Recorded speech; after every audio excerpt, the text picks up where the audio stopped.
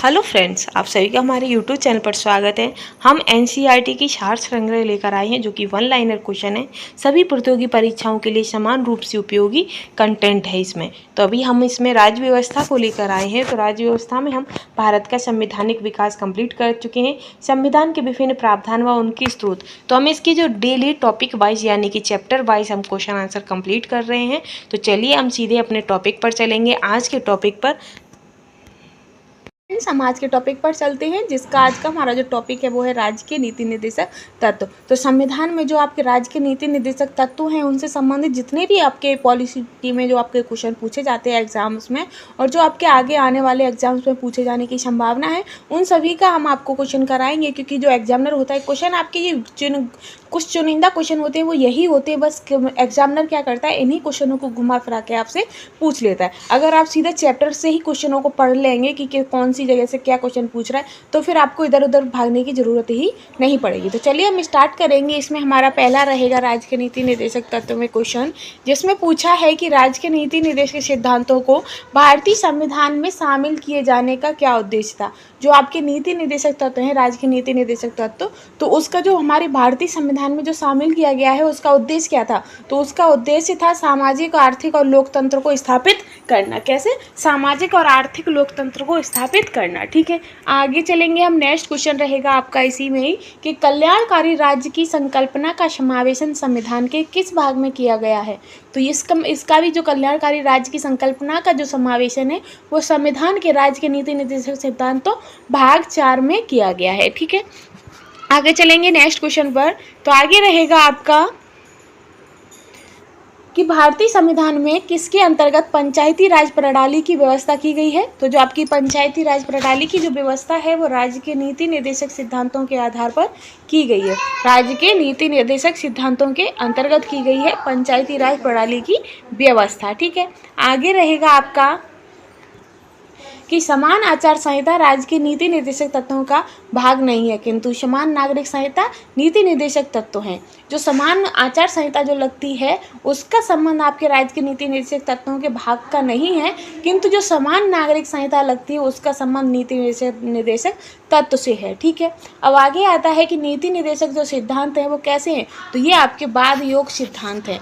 कैसे हैं? बाघ योग नहीं है, बाघ योग सिद्धांत नहीं है आपके नीति निर्देशक। ठीक है, आगे रहेगा इससे संबंधित और भी कुछ महत्वपूर्ण अनुच्छेद भी होते हैं, आगे हम देख लेंगे। और इम्पोर्टेंट क्वेश्चन जैसे कि ये है कि संविधान के किस अनुच्छेद में उद्योगों के प्रबंधन में कर्मकारों की भागीदारी का प्रावधान किया गया है।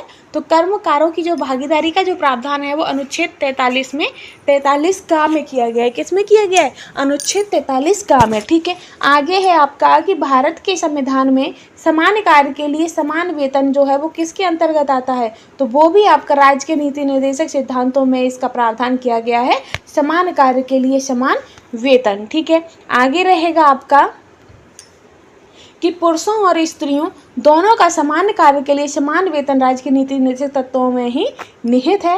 नेक्स्ट है कि राज्य के नीति निर्देशक सिद्धांतों में कौन सा अनुच्छेद अंतर्राष्ट्रीय शांति और सुरक्षा के संबंध से संवर्धन से संबंधित है। तो जो अंतर्राष्ट्रीय शांति और सुरक्षा से जो संबंधित है वो आपका अनुच्छेद 51 है। कितना है? अनुच्छेद 51। ठीक है, आगे है ये कि राज्य के नीति निर्देशक सिद्धांत एक ऐसा चेक है जो बैंक की सुविधा अनुसार अदा किया जाता है। यह कथन किसका है? तो ये जो कथन है आपका ये केटी शाह का है। किसका है? केटी शाह का। ठीक है, आगे रहेगा आपका इसी से कुछ इंपॉर्टेंट अनुच्छेद है आपके नीति निर्देशक तत्वों से संबंधित ये अनुच्छेद है आपके, हम वो भी देख लेते हैं। जिसमें है कि अनुच्छेद 36। तो अनुच्छेद 36 के अंतर्गत आपके नीति निर्देशक तत्वों के संदर्भ में राज्य की परिभाषा आती है आपके अनुच्छेद 36 में। ठीक है, और अनुच्छेद 37 जो है आपका उसमें न्यायालय द्वारा परिवर्तनीय ना होना दिया गया है। किसका? इसका विषय क्या है? न्यायालय द्वारा परिवर्तनीय ना होना। ठीक है, आगे है अनुच्छेद 38 जिसमें लोक कल्याण की अभिवृद्धि के लिए सामाजिक व्यवस्था बनाना है। क्या है? लोक कल्याण की अभिवृद्धि के लिए सामाजिक व्यवस्था को बनाना है। ठीक है, आगे रहेगा आपका कि अनुच्छेद 38(2) आय की असमानताओं को कम करने का प्रयास करती है। आय की असमानताओं को कम करने का प्रयास करती है। कौन सा अनुच्छेद? तो अनुच्छेद 38(2). ठीक है। फिर है कि अनुच्छेद 39 का, तो 39 का के अंतर्गत आपकी निःशुल्क विधिक सहायता उपलब्ध कराना है। क्या है? निःशुल्क विधिक सहायता उपलब्ध कराना है अनुच्छेद 39 का में। ठीक है। फिर है अनुच्छेद 39 का, जिसमें समुदाय के भौतिक संसाधनों का स्वामित्व व नियंत्रण इस प्रकार हो जिसमें सामूहिक हितों की सर्वोत्तम रूप में प्राप्ति हो सके। ठीक है। आगे हम बढ़ेंगे। आगे है आपका कि अनुच्छेद 39 खा। अनुच्छेद 39 खा में आपका जो विषय है वो है कि समुदाय के भौतिक संसाधनों का स्वामित्व व नियंत्रण इस प्रकार हो जिससे सामूहिक हितों की सर्वोत्तम रूप से प्राप्ति हो सके। जो सामूहिक हित होते हैं वो आपके अनुच्छेद 39 खा के अंतर्गत है। ठीक है। फिर आता है अनुच्छेद 39 घा।